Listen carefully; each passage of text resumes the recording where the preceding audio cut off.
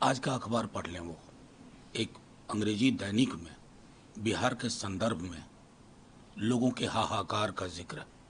यही हमने उनसे कहा था कि 22 बरस के बाद आप ये कर रहे हैं, उस वक्त क्यों शेल्व किया गया था इसको, और आज जब इसको आपने शुरू किया तो कोई पोजीशन पेपर, कोई कंसल्टेशन वो दिखाइए ना।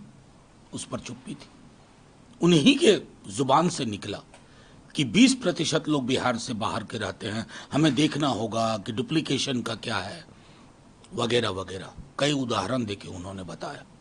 और तब से हम कह रहे हैं निशाने पे वो लोग हैं जो गरीब हैं, पिछड़े हैं, मुसलमान हैं, अल्पसंख्यक हैं। वो सूरत में रहते हैं, होशियारपुर में रहते हैं, लेकिन पर्व त्योहार के अलावा चुनाव में जरूर आते हैं। 20-20 बरस से बाहर हैं लेकिन वोटिंग यहीं करते हैं। आप उनको इस वक्त जाओगे, 2 बार आपका आदमी जाएगा, वो घर में नहीं मिलेगा, आप उसको खारिज कर दोगे। तो ये दाखिल करने की योजना नहीं है, बेदखल करने की योजना है। और इतिहास गुनाह सबका नोट करेगा। मैं समझता हूं अभी भी अपील है चुनाव आयोग से। मैं तो कई सवाल हमने पूछे, बिंदुवार, एक का भी जवाब नहीं। ये जो 11 दस्तावेज की फेहरिस्त है, ये दिव्य ज्ञान कहां से प्राप्त हुआ? सब कुछ आधार से लिंक हो रहा है देश में। आप कह रहे हैं आधार इस केस में निराधार है, तो जाहिर तौर पर कुछ तो है जिसकी पर्देदारी है, और वो पर्दा रहेगा नहीं। सर, आप भी डेलीगेशन मीट में गए थे, आपने अपनी बातों को भी रखा था। चिराग पासवान ने इस पे कहा है कि विपक्ष के पास कोई मुद्दा नहीं है, इशू नहीं है, हार से बौखला गए इसलिए इस तरीके के बयान। मैं इस तरह की टिप्पणी पर कोई टिप्पणी ही नहीं देना चाहता। मुझे पता नहीं है चिराग जी ने पढ़ा है कि नहीं इसको पूरा, क्योंकि मैं जानता हूं कि रामविलास जी का जो जनाधार रहा है वहां हाहाकार मचा हुआ है। अगर उस हाहाकार की गूंज उन तक नहीं जा रही है दिल्ली दरबार की मजबूरियों के कारण, तो मैं क्या टिप्पणी करूं? जनता बता देगी। क्या लगता है वोट छीनने का अधिकार छीना जा रहा है लोगों से? क्योंकि कांग्रेस लगातार ये कह रही है कि वोट छीनने की अधिकार, लोगों से वोट छीना। देखिए, मैं सीधी सी बात कहता हूं कि चुनाव आयोग की मंशा में पारदर्शिता अगर होती तो इस तरह के कोई भी निर्णय से पूर्व एक सघन बातचीत का अभियान चलता। वो नहीं चला।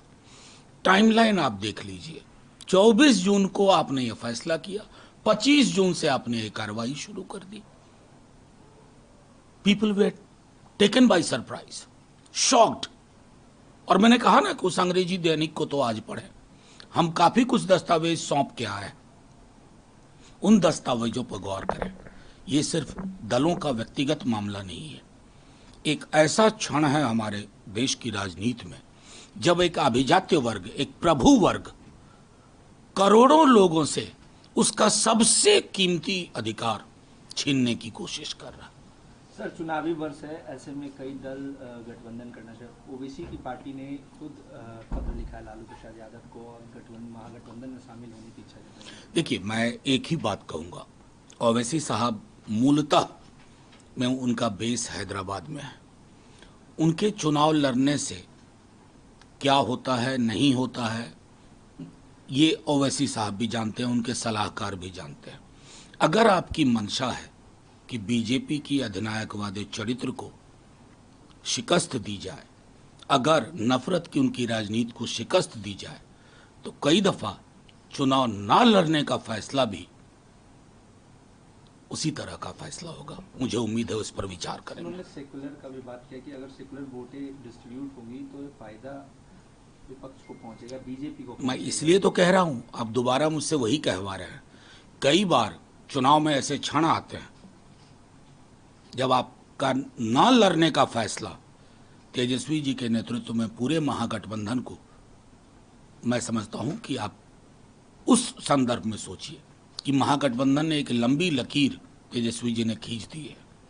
इस लकीर को समझते हुए मैं आग्रह करूंगा माननीय ओवैसी साहब, ये चुनाव बहुत महत्वपूर्ण है, देश की राजनीति को भी निर्धारित करेगा।